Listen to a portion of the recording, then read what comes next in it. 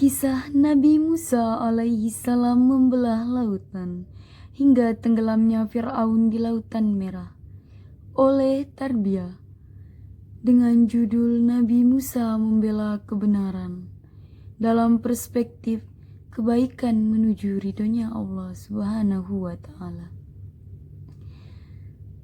Kelapangan mengembala keledai, bawa unta ke tengah hulu. Sebelum cerita dimulai, duduk rapi dan diam dulu. Belajar dengan guru IPA, setelah itu pulang ke rumah. Sebelum membaca cerita apa, mari bersama ucapkan bismillah. Air mata jatuh dengan berani karena menonton film Korea. Dikarenakan kalian tak sabar mendengarkan cerita ini, alangkah baiknya kita mulai saja. Dalam sinopsis, kisahkan di sebuah negeri yang bernama Mesir. Hiduplah seorang penguasa tertinggi di kala itu, yakni semacam raja. Ia seorang raja yang menyebarkan pengaruh buruk bagi para pengikutnya. Ia mendapuk diri sebagai Tuhan. Orang-orang Yahudi berangkat dengan diam-diam di malam hari. Ketika Fir'aun mengetahui mereka melarikan diri, ia mengejar mereka dengan tentaranya. Dan di Lautan Merah ia terbenam. Karena itu Nabi Musa diutus Allah kepada kaum Bani Israel untuk menghentikan kekejaman Fir'aun. Dia membawa bukti rasional mengenai keesaan Allah dan membawa mukjizat. Nabi Musa juga diutus Allah untuk mengingatkan penduduk Mesir supaya tidak terpengaruh Fir'aun. Sahabatku semuanya yang berbahagia, siapakah Nabi Musa dan Bani Fir'aun? Bagaimana kisahnya? Untuk mengetahui cerita selanjutnya, mari dengarkan bersama. Dalam Al-Kisah, Nabi Musa alaihissalam memulai hidupnya di Mesir. Beliau juga memimpin kaum Bani Israel agar meninggalkan Mesir menuju Kanaan. Beliau diketahui sebagai orang yang berani menentang kepemimpinan Fir'aun. Bahkan, ia telah berusaha meluluhkan hati Fir'aun karena telah melampaui batas. Namun hal itu gagal dan membuat Bani Israel memerintahkan pasukannya untuk menangkapnya. Dia dan para pengikutnya pun dikejar-kejar oleh pasukan yang ingin menangkapnya. Namun mereka terjebak di ujung perbatasan dengan lautan hingga tak ada jalan keluar kecuali melewati laut yang dikenal dengan Lautan Merah.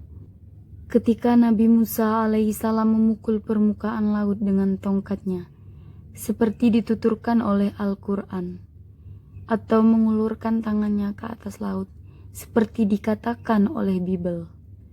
Saat itu pasang surut dan laut sedang surut meninggalkan dasar Tohor. Nabi Musa alaihissalam diperintahkan oleh Tuhan agar segera melintasi dasar Tohor itu.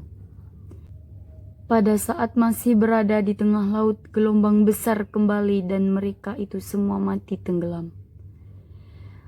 Pemukulan air laut dengan tongkat Nabi Musa alaihissalam dengan terbelahnya laut tidak mempunyai hubungan sebab dan akibat.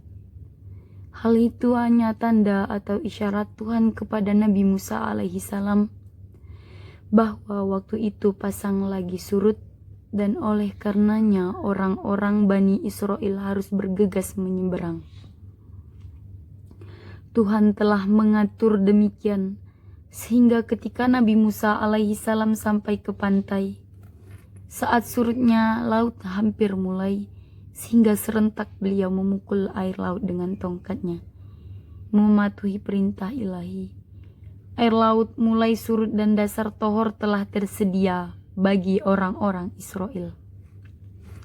Pemukulan air laut dengan tongkat oleh Nabi Musa alaihissalam dan surut laut terjadi pada waktu yang sama. Hal itu merupakan mukjizat sebab hanya Tuhan sendiri yang mengetahui kapan laut akan surut, dan Dia telah memerintahkan Nabi Musa untuk memukul air laut itu pada saat mulai surut.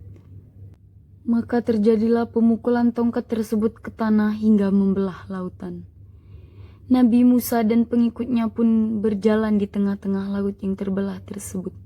Di dalam ayat Al-Quran yang berbunyi artinya, "Dan sungguh telah kami wahyukan kepada Musa, pergilah bersama hamba-hambaku Bani Israel pada malam hari, dan pukullah untuk mereka jalan yang kering di laut itu.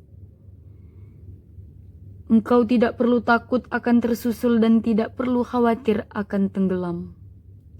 Ketika memukul tongkatnya ke tanah, beliau pun juga mengucapkan doa membelah lautan. Allahumma lakal hamdu wa ilaika al-mushtaka wa anta al-musta'in wa la hawla wa la quwwata illa billahil aliyyil azim. Yang mana artinya, "Ya Allah, segala puji hanya bagimu, hanya kepadamulah kami mengadu, dan hanya kepadamulah kami memohon pertolongan.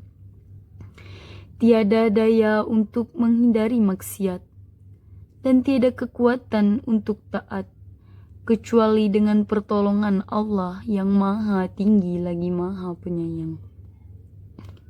Kisah Nabi Musa kemudian, Firaun dan pasukannya mengejar Nabi Musa. Tetapi dengan mukjizat dari Allah Subhanahu wa Ta'ala, kaum yang jahat dan pasukannya malah ditenggelamkan ke dalam laut. Gemuruh Nabi Musa pun berbunyi dengan tenggelamnya mereka di Lautan Merah, yang mana di dalam Al-Quran artinya, kemudian Fir'aun dengan bala tentaranya mengejar mereka, tetapi mereka digulung ombak laut yang menenggelamkan mereka. Pisau diasah pagi-pagi, bawa ke kebun untuk membabat. Berakhir sudah cerita ini, semoga bisa memberi manfaat. Billahi taufik wal hidayah. Assalamualaikum warahmatullahi wabarakatuh.